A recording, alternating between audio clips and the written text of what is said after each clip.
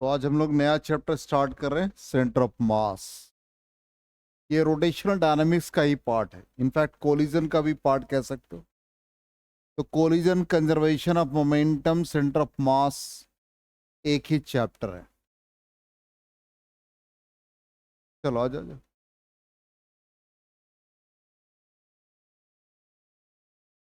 तो centre of मास में starting में हम लोग को ये पढ़ना है कि जितने भी रिजिड बॉडी हैं उसका सेंटर ऑफ मास कहाँ पर लाई करता है। ये सारी चीजें हम लोग इसी चैप्टर में पढ़ेंगे। तो सबसे पहले हम लोग पहले टर्म को समझ ले, सिस्टम क्या है, इंटरनल फोर्स क्या, एक्सटर्नल फोर्स क्या है। तो सिंपली एक ब्लॉक स्ट्रिंग पोजीशन हम लोग कंसिडर कर ले कि जैसे एक ब्लॉक है,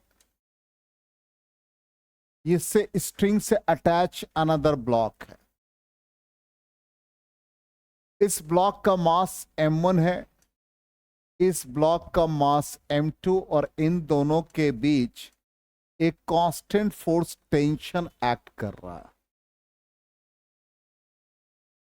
और यहां पर एक अप्लाइड फोर्स F है, जैसे ही ये एक्ट करेगा बॉडी मूव करने लगे। तो यहां पर m1 और m2 कलेक्शन ऑफ पार्टिकल्स है, पार्टिकल्स का कलेक्शन है, दो बॉडी का कलेक्शन है। इसलिए हम इसको कह सकते हैं it is a collection of particles, collection of objects जो कि एक दूसरे से इंटरैक्ट हो रहे हैं, एक दूसरे से इंटरैक्ट हो रहे हैं। ठीक, इसका मतलब ये पूरा कलर चेंज कर दे तो समझ में आ जाएगा। ये पूरा m1 m2 और अप्लाइड फोर्स टेंशन सबको कंबाइन करें तो ये एक सिस्टम कहलाएगा। इसलिए हम लोग कहते हैं system is a collection of particles which mutually interact each other. और यहां पे जो T1 और T2 एक्ट कर रहा है ये हमारा इंटरनल फोर्स कहलाएगा, जो एक दूसरे पर एक्ट कर रहा है। और ये जो अप्लाइड फोर्स या एक्सटर्नल एजेंसी है जिसके हेल्प से कोई भी सिस्टम मूव कर रहा है, वेलोसिटी में चेंज हो रहा है, तो इसको हम लोग एक्सटर्नल फोर्स कहेंगे। इसका मतलब एक्सटर्नल फोर्स के एप्लीकेशन से बॉडी का वेलोसिटी चेंज कर जाएगा, सिस्टम का वेलोसिटी चेंज कर जाएगा। और जो इंटरनल फोर्स है इनका सम हम फाइंड करेंगे तो sum of internal forces always zero. T और T इक्वल एंड अपोजिट है, it means T minus T is equal to zero देगा। समझ में आ गया यहां तक?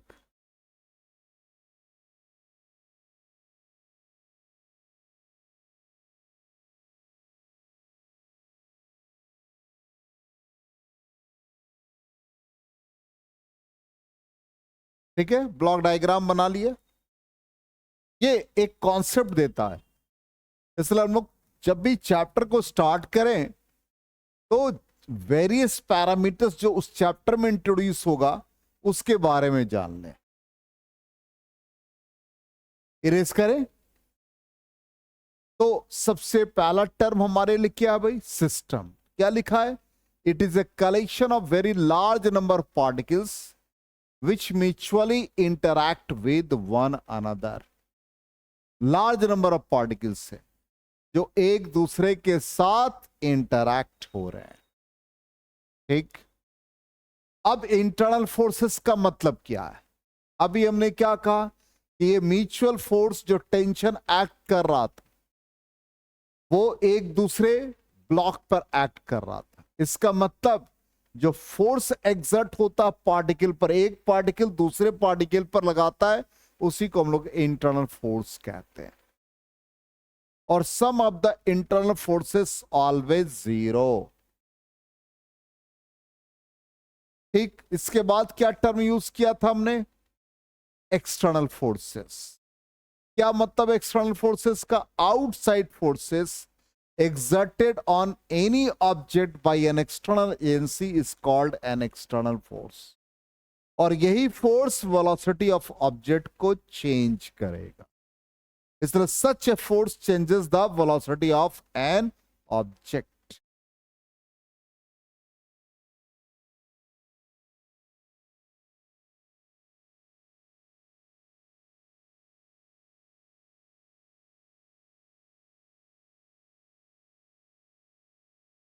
इसलिए वहां पे हमने जो ब्लॉक डायग्राम बनाया वहां पर कैपिटल एफ को एक्सटर्नल फोर्स बताया, अटेंशन को internal force, M1 M2 T और F सब को कलेक्शन कर दिया तो वो क्या बन गया? सिस्टम बन गया।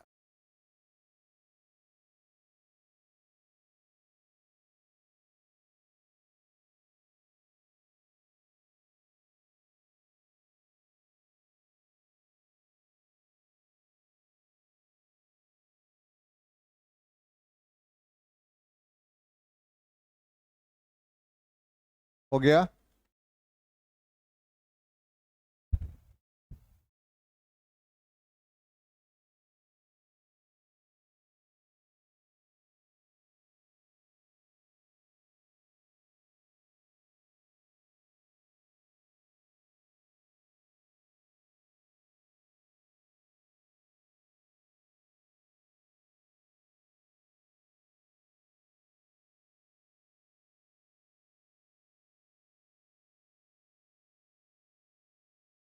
ठीक है, नोट कर लिया सबने?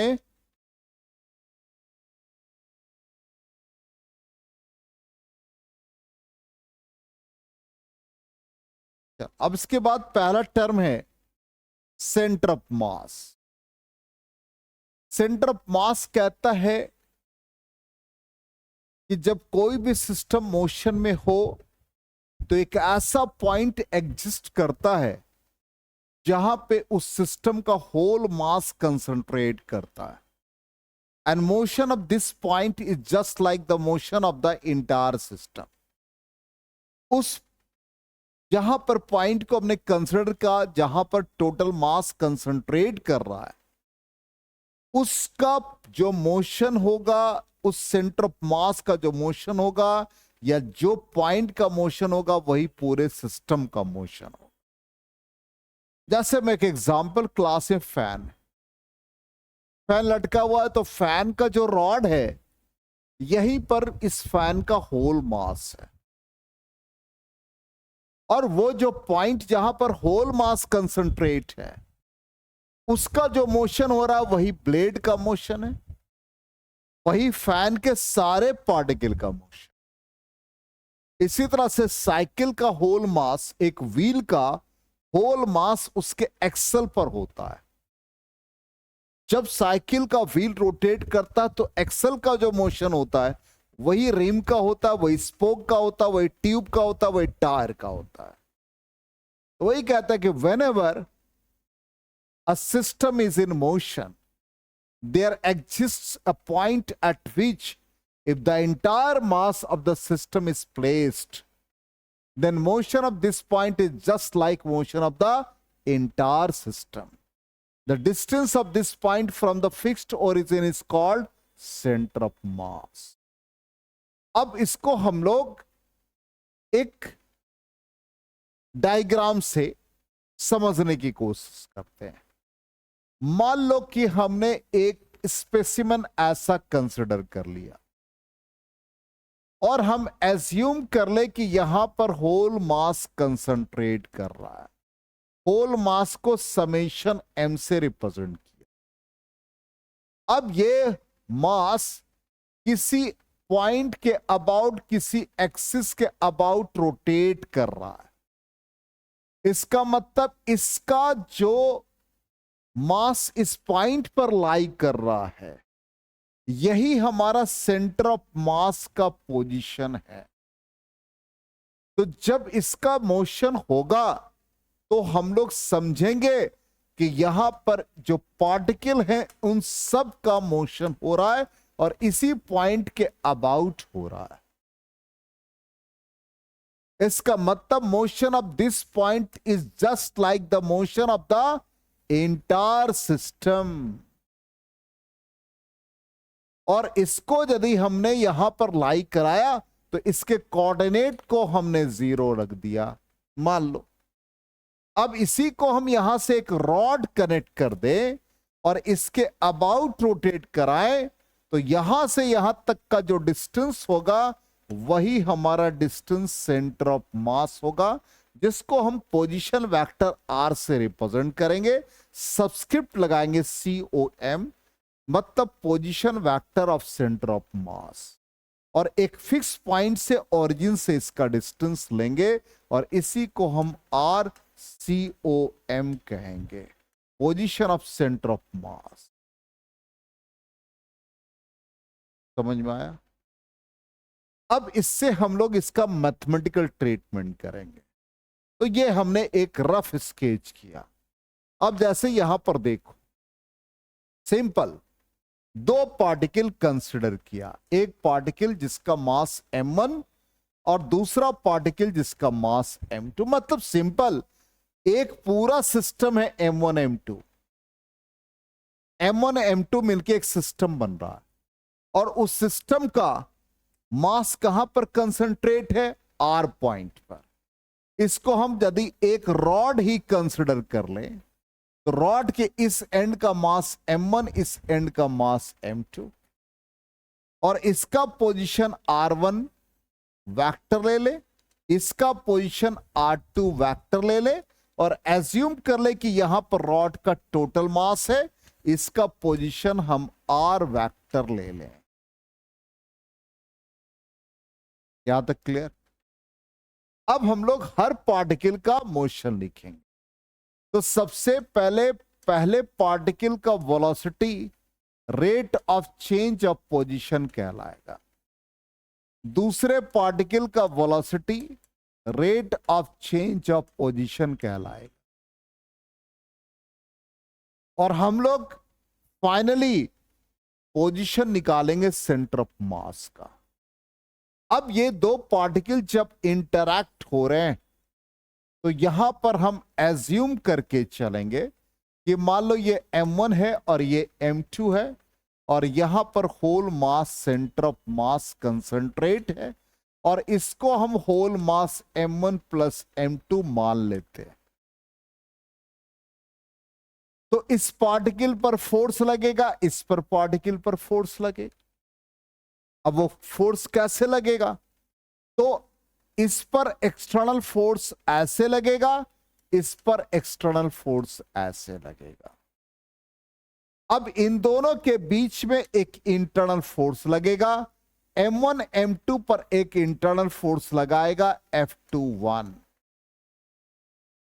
21 का मतलब हो गया जिस पर लगता है उसको पहले लिखते हैं, जिसके द्वारा लगता है उसको बाद में। Force exerted on m2 by m1। इसी तरह से 1 पे लगेगा तो F12 force exerted on m1 due to m2। अब इसका हम लोग एक एक्सप्रेशन लिखेंगे। तो फर्स्ट पार्टिकल पे जो फोर्स लग रहा है, कौन कौन सा फोर्स लग रहा है? F1। फिर कौन लग रहा है? F12। और force is equal to rate of change of momentum होता है। तो फर्स्ट पार्टिकल का मोमेंटम P1, तो rate of change of momentum dP1 by dt। ठीक है यहां तक? इसी तरह से सेकेंड पार्टिकल पे जो लगेगा फोर्स वो कौन लगेगा? F2 plus F21। It is rate of change of momentum dP2 by dt। अब इस दोनों को हम ऐड कर देंगे। अब इस दोनों को हम ऐड करेंगे तो क्या रिजल्ट आएगा?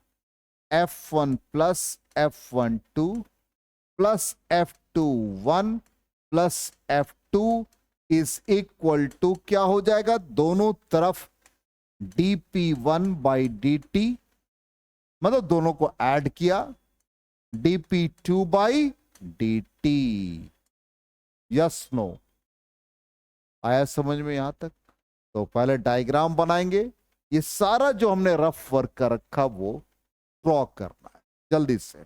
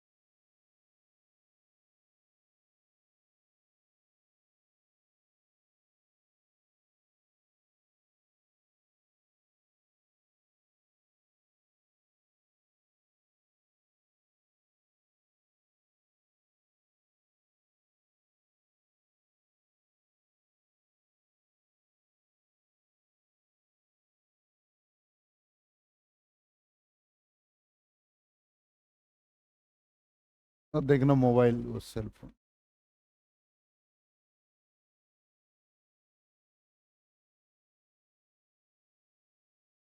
हो गया, नोट कर लिया?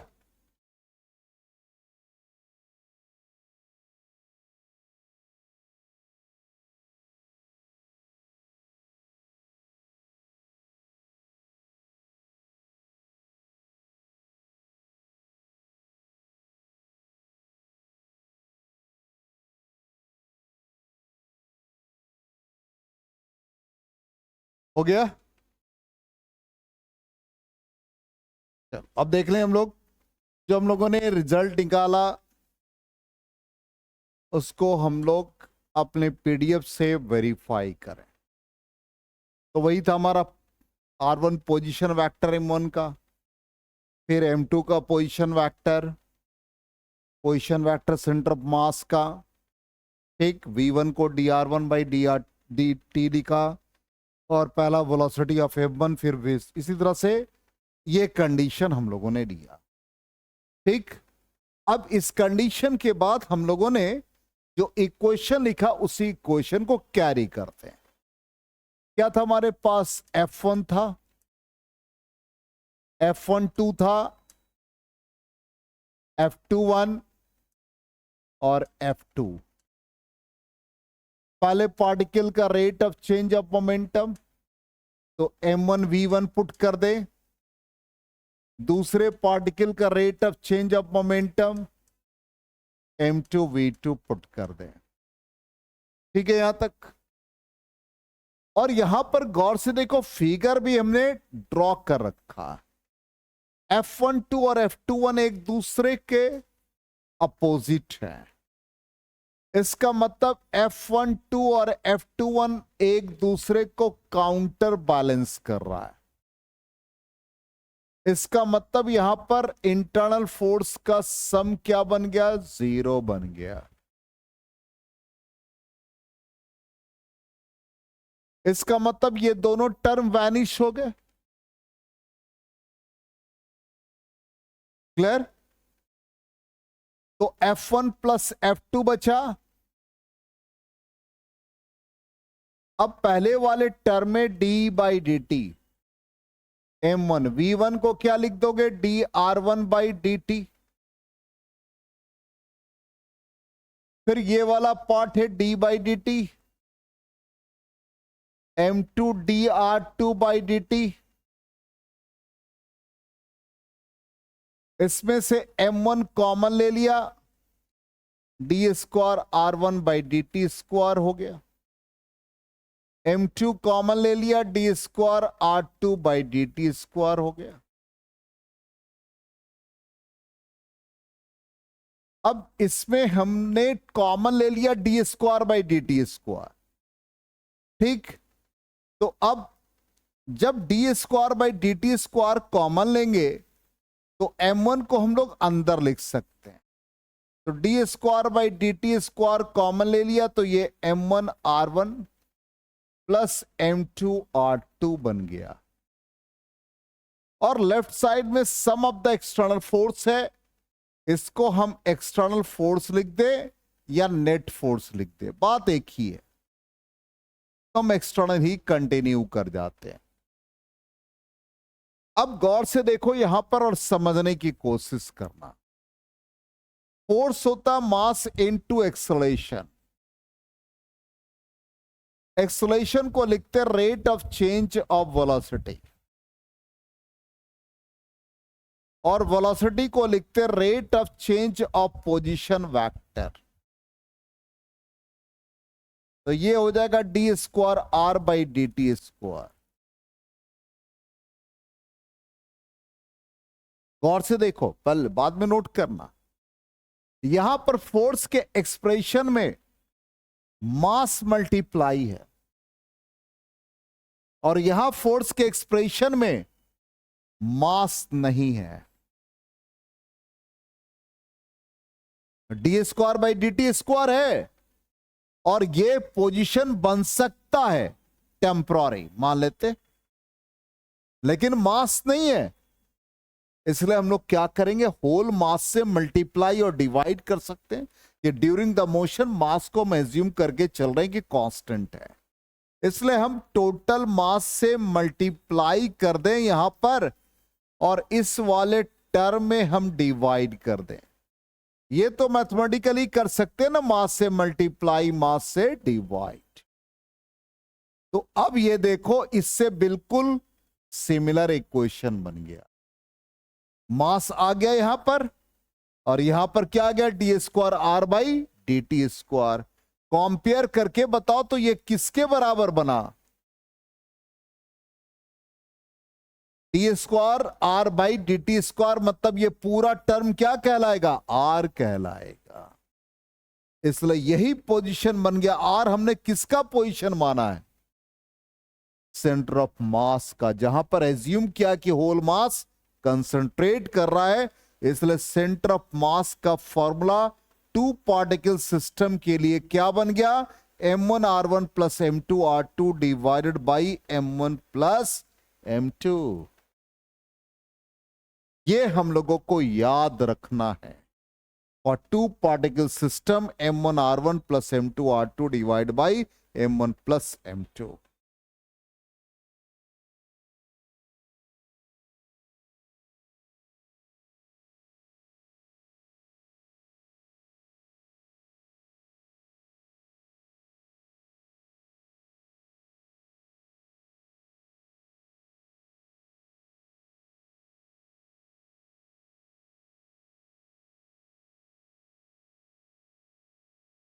हो गया। एक बार फिर से हम लोग अपने रिजल्ट को वेरीफाई कर लें तो देखो, F1 external force applied on M1, फिर इसी तरह से F2 भी है, F12 भी है, इंटरनल फोर्स एक्ट कर रहा है, F21 इंटरनल फोर्स एक्ट कर रहा है। तो rate of change of momentum को फोर्स इन सब ऑफ द फोर्सेस लिख दिया, सेकेंड पार्टिकल का भी लिख दिया, दोनों इक्वेशन को ऐड कर दिया, तो ये रिजल्ट हम लोगों को आ गया। और इसी में हमने D square by D T square common ले लिया, तो ये फाइनल रिजल्ट आया। और यहां पर हमने कहा कि मास मल्टीप्लाई नहीं है, तो मास से मल्टीप्लाई और डिवाइड कर दिया नेक्स्ट क्वेश्चन, सॉरी इक्वेशन में। तो ये हमारा पोजीशन किसका आ गया, सेंटर ऑफ मास का पोजीशन आ गया। इसलिए R is equal to M1 R1 plus M2 R2 divide by M1 plus M2। आ गया समझ में, ठीक। और ये भाई रौनक जी देख लीजिए, आप है, देखो ना एक बार जरा सा, थोड़ा अच्छा लगेगा। तो ये रौनक जी को भी याद हो गया ये फॉर्मूला, बिल्कुल राइट डाउन भी कर लिया, अंडरलाइन कर लिया। हर क्लास में रौनक जी हैं, हर क्लास में वीडियो में आप देखिएगा तो उन्हीं का नाम। अब यहां पर जो सबसे इंपॉर्टेंट पहला पॉइंट कहता कि टोटल मास ऑफ पूरे सिस्टम का जब हम लोग मोशन कंसिडर करते, देखो ध्यान से सुनो, तो कहता है कि motion of total mass of the system किसके कारण आ रहा? Only external force. Internal force क्या कर रहा है? कैंसिल कर दे रहा है। तो ये लिखता है कि motion of total mass of the system is described under the effect of external forces only. The internal forces between the particles जो फॉर्म कर रहा सिस्टम को, वो एक दूसरे को क्या कर दे रहा? कैंसिल कर दे रहा है। ये दिमाग में बिठा के रखना, इसको कोई जरूरी नहीं नोट करने का। अब सेकेंड पॉइंट क्या कहता है यहां पर? मान लो हमको ये पोजीशन, अभी तक तो हम लोग क्या बनाए थे भाई? एक डायग्राम बना दिया था, R1 R2 लिख दिया, पोजीशन लिख दिया। अब मान लो इस तरह से एक्सियल लाइन पर है और हमको पोजीशन R1 R2 निकालना है। हो सकता है हमको दे दे क्वेश्चन में कि यहां पर H प्लस मॉलिक्यूल है और यहां पर Cl माइनस मॉलिक्यूल है, दोनों के बीच का कहीं एक ऐसा पॉइंट जहां पे होल मास कंसंट्रेट, उसका पोजीशन निकालना। इसी तरह से H2O दे दे, O का पोजीशन मान लो सेंटर ऑफ मास लाई कर रहा है, H का पोजीशन कैसे निकालेंगे? एक एग्जांपल दे रहे हैं तो हम एज्यूम कर ले कि भाई सेंटर ऑफ मास यहीं पर कहीं पर है, तो इसके बीच का डिस्टेंस दे रखा HCl के बीच का, H प्लस और Cl माइनस का बीच का पोजीशन दे रखा और कहता सेंटर ऑफ मास निकालो। तो हम लोग क्या करेंगे? फॉर्मूला क्या हमारा? M1 है, M2 है, इसका पोजीशन क्या लिया भाई? R1 लिया, इसका पोजीशन क्या लिया था? R2 लिया था, इसका पोजीशन क्या लिया? R लिया, और यहीं पर हमने सेंटर ऑफ मास माना। यही था फॉर्मूला। अब इसको हम लोगों ने क्या लिखा? RCOM, सेंटर ऑफ मास का position M1 R1 plus M2 R2 divided by M1 plus M2। यही ना लिखा फॉर्मूला। अब ये कहां पर लाई कर रहा है? बिल्कुल एक्सियल लाइन। इसको हम ओरिजिन मान ले, तो ओरिजिन मानोगे तो इसका कोऑर्डिनेट क्या बन गया? 0। तो क्या बन जाएगा ये? M1 R1 plus M2 R2 divided by M1 plus M2। It means हम लोग क्या लिख सकते हैं? M1 R1 minus M2 R2। In terms of magnitude क्या लिख सकते हैं? M1 R1 is equal to M2 R2। ठीक, अब ध्यान दो, इसका पोजीशन D है और ये R1 को हम मान लेते हैं, या R1 रहने तो हम लोग R2 को कुछ मान लेते हैं, R2 को मान लेते हैं D माइनस R1। तो क्या लिख सकते हैं इस फॉर्मूला के अकॉर्डिंग? M1 का पोजीशन सेंटर से कितना है? R1 लिख दिया। M2 का पोजीशन कितना है सेंटर से? D minus R1। R2 है, उसका वैल्यू निकालना है, तो हम उसको मान लेते हैं D माइनस R1। ठीक, M1 R1 is equal to M2D minus M2 R1। इसको LHS में ले जाओ, M1 R1 plus M2 R1 is equal to M2D। ठीक, R1 कॉमन ले लो, क्या बचेगा? जल्दी से बता दो। M2D divided by M1 plus M2। अब याद भी करना आसान है, देखो ध्यान से। R1 कहां से कहां तक का पोजीशन है ये? तो न्यूमरेटर में लिखना जस्ट अपोजिट वाले का mass divide by whole mass into distance. इसी तरह से R2 निकालना है, तो बताओ जल्दी से R2 क्या होगा? डायरेक्टली बताओ। R2 के अपोजिट वाला मास M1 divide by M1 plus M2 into D। Direct हम लोग यूज करेंगे, डिराइव नहीं करेंगे, डायरेक्ट हम लोग फॉर्मूला यूज करेंगे।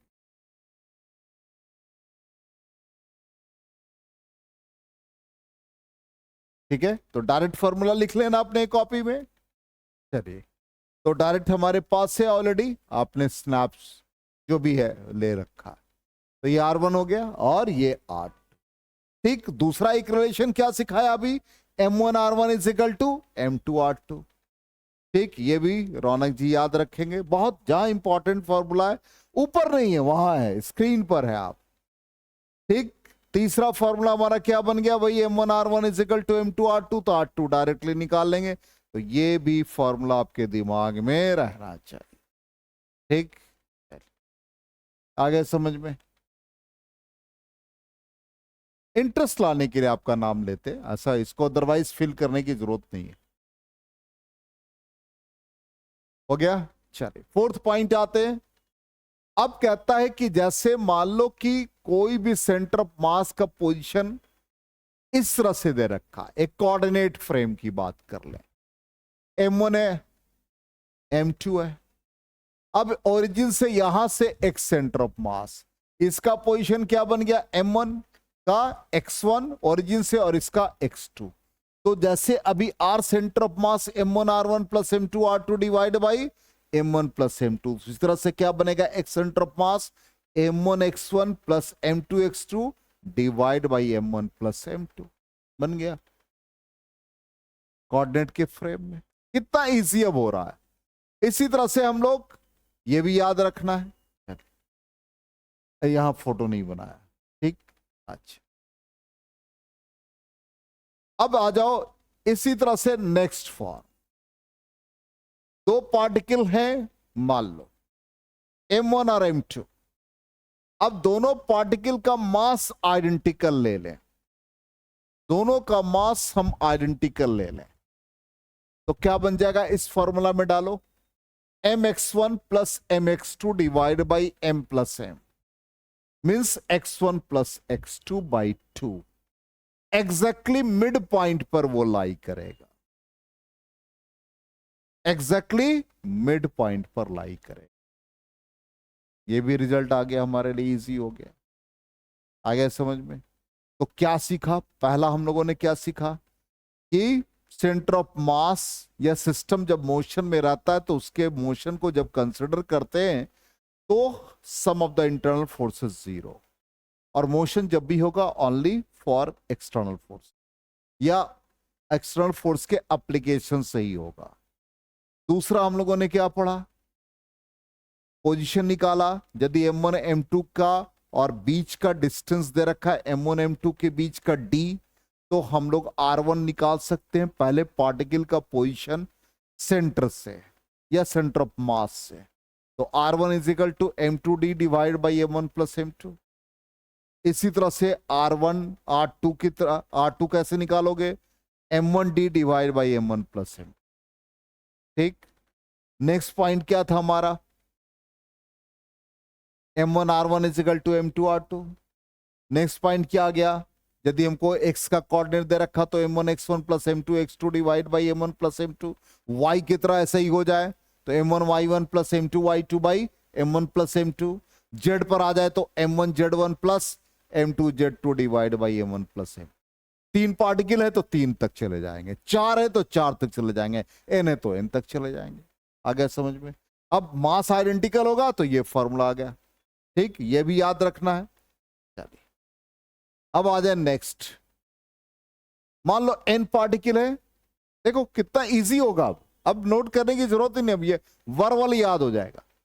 n पार्टिकल है तो क्या लिखोगे, M1 x1 plus M2 x2 up to Mn xm divide by M1 plus M2।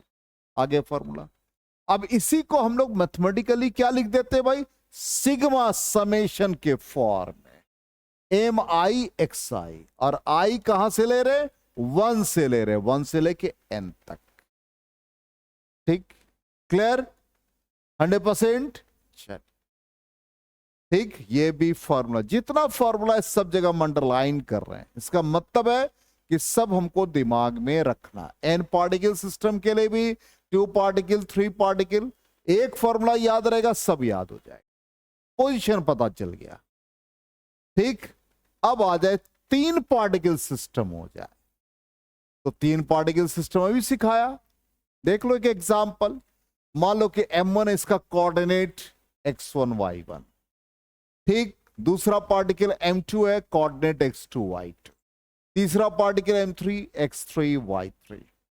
तीनों मिलकर के एक ट्रायंगल फॉर्म कर दिया और एक ऐसा पॉइंट ले दिया जहां पे होल मास कंसंट्रेट कर रहा है, ठीक। एज्यूम कर लिया सी पॉइंट जहां पर होल मास इसका कंसंट्रेट कर रहा है, ठीक।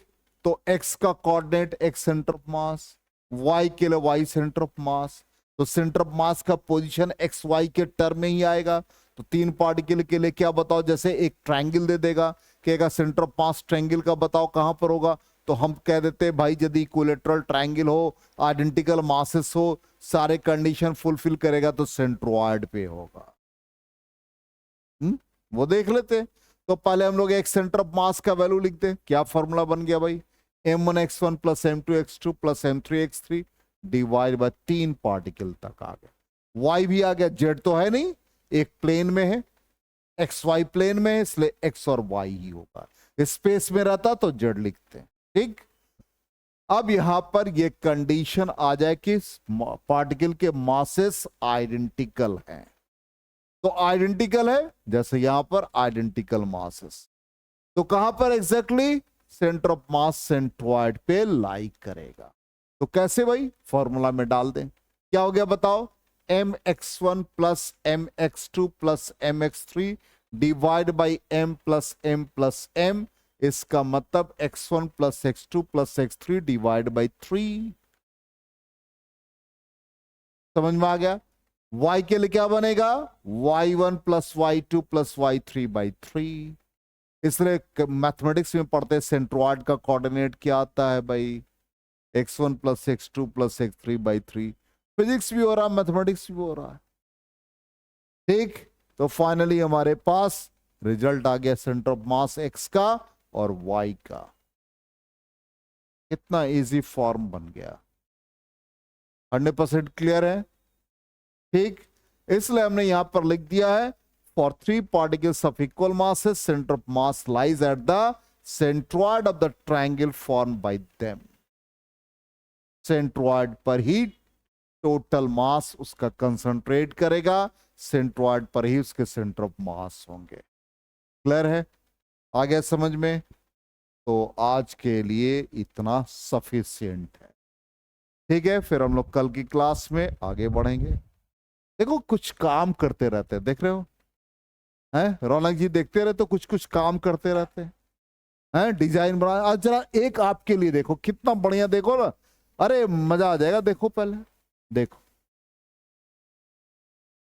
ये पूरा फोन नंबर आपको एकदम ब्लॉक में याद रखना है और मार्केट में स्प्रेड करना है।